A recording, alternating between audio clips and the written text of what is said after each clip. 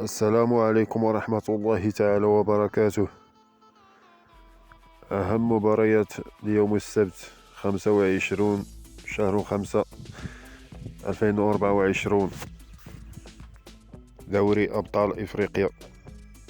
الأهلي المصري يواجه الترجي الرياضي التونسي على الساعة 6 مساء على القناة بي إن سبور أش دي 6. المعلق عصام الشوالي وعلي محمد علي. نهائي كأس اسكتلندا. سيلتيك يواجه غلاسكو رينجرز على الساعة 3 مساء على القناة كي اس اي سبور 1 اش دي. المعلق عزيز الزيد. نهائي دوري أبطال آسيا.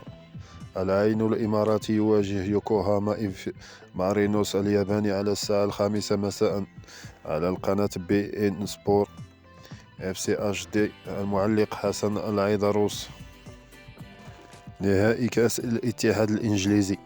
مانشستر سيتي يواجه مانشستر يونايتد على الساعة 3 مساء على القناة بي إن سبور اش دي 1.